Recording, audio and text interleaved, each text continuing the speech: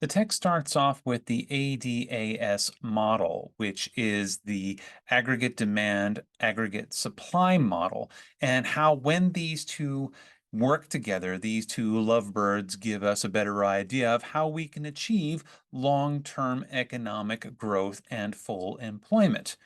The problem is that the model itself is based on two different philosophies that are mutually inconsistent with each other.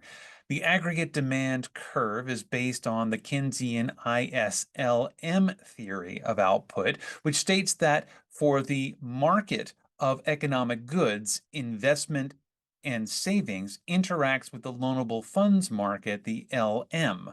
The aggregate supply curve is based on the labor market theory of output. The main variable in the ISLM theory is the equilibrium quantity of output. This is determined by aggregate expenditures, which it is assumed will adjust in accordance to the changes in interest rates with prices remaining consistent, which would then alter the amount of product that is being produced due to the multiplier effect. Therefore, AD is more like a supply curve rather than a demand curve because it assumes that as aggregate prices change due to changes in the interest rate environment, the quantity of output will adjust accordingly. Labor market theory suggests that quantity of output produced is based primarily on the amount of labor that's being employed. In this model, labor is the only variable, which ignores all other resources. So if we were to employ this theory in a real-world model, the story goes something like this. An automobile factory produces 200 automobiles per day.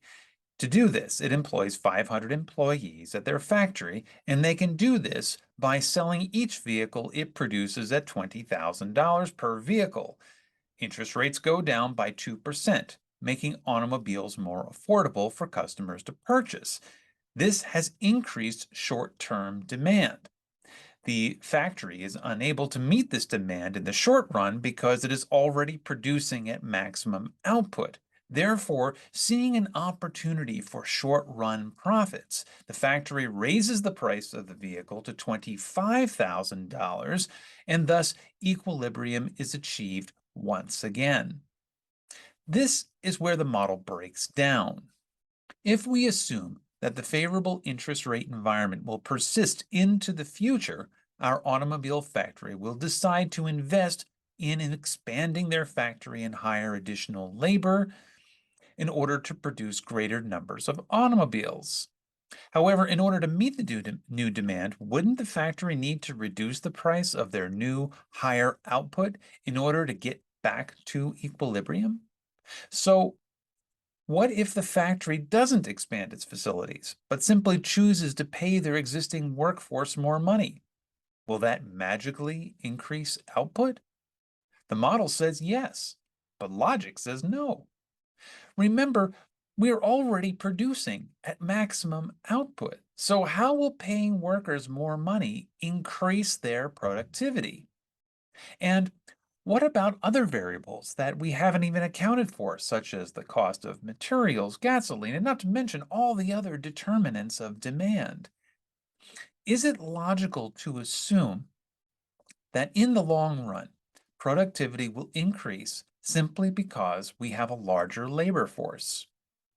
The text attempts to address these shortcomings by applying the principles of demand pool and cost push inflation into the model. Let's see how that works out. According to the text, demand pool inflation occurs when an aggregate increase in demand for a product drives the average price of that product up. If we use the automobile example above, we assume that our market really likes this automobile, and due to the favorable interest rate environment, it's willing to pay a higher price for it. The outcome is that the price will increase in the long run, but the quantity produced will remain the same. Cost push inflation occurs when labor and/or materials cost increase, thus forcing the manufacturer to raise the price of the vehicle. Since demand didn't change, the manufacturer needs to cut back on production in the short run. In the long run, the manufacturer cuts back on its labor force and or increases automation, and eventually we get back to the original output levels and we return to the original price of the vehicle. Again, the problem with this model has to do with labor. Labor is only one determinant of output, and labor consists of human beings, not machines. With a machine, you can increase the level of energy input and you can expect a higher energy output. With a human being, it doesn't make any difference how much you pay them. They can only work so efficiently based on their level of education and experience. Beyond a certain point, it doesn't matter how much you pay them, they're going to produce the same level of output. The same goes when you cut their pay.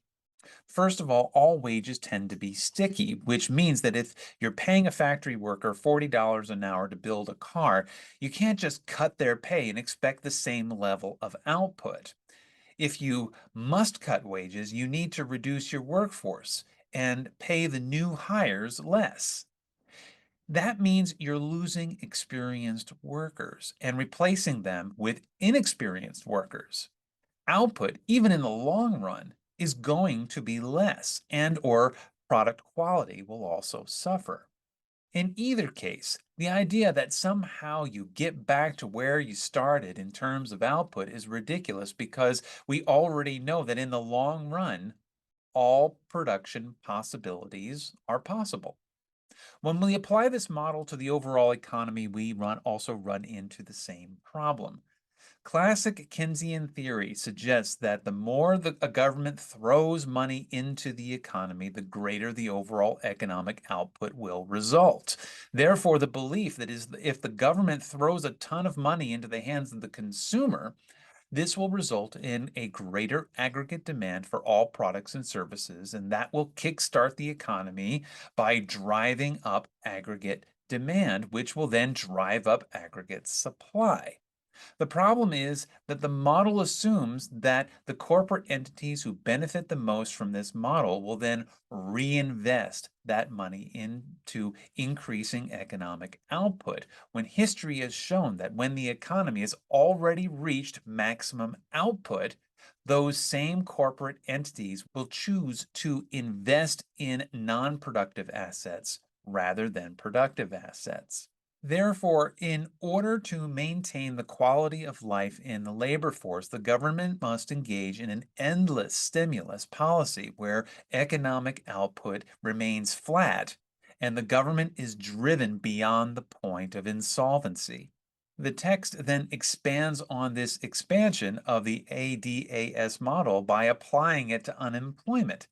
The Phillips curve is a counterintuitive curve that makes the assertion that inflation and unemployment have an inverse relationship.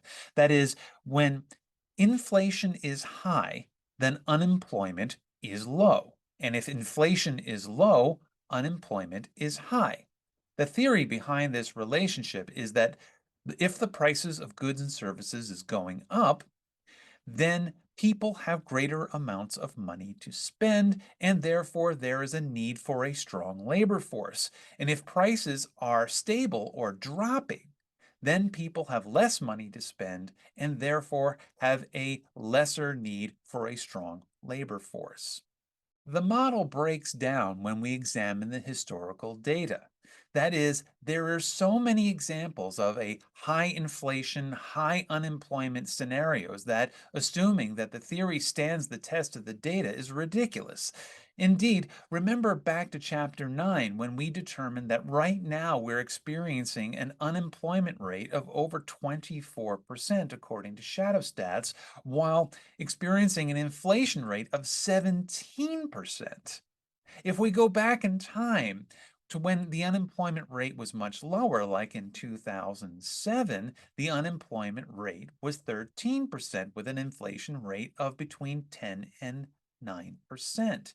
In other words, there appears to be very little correlation between unemployment and inflation, and yet the Federal Reserve continues to use the Phillips curve as a primary indicator for monetary policy.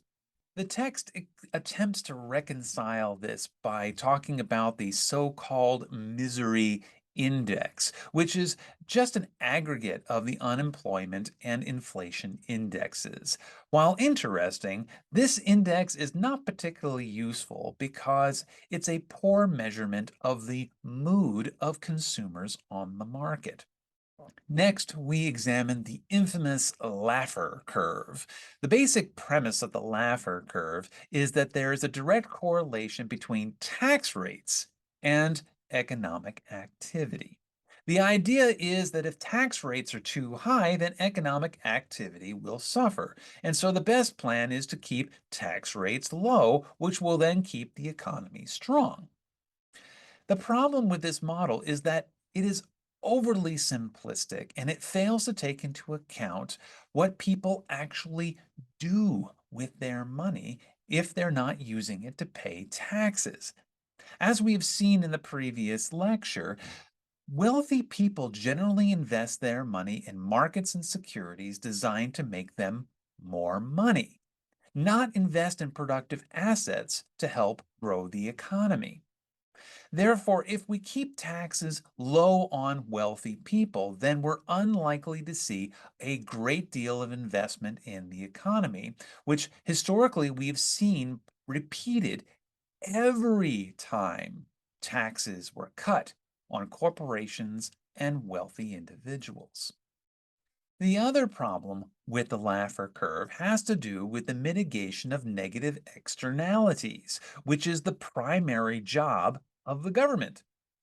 If the government has no money, then those negative externalities don't get addressed. And what we end up is with a slowing of economic activity. The government also produces public goods such as highways, bridges, and national defense programs. Again, if the government cannot build and maintain these public goods, then again, economic activity will slow down, not increase.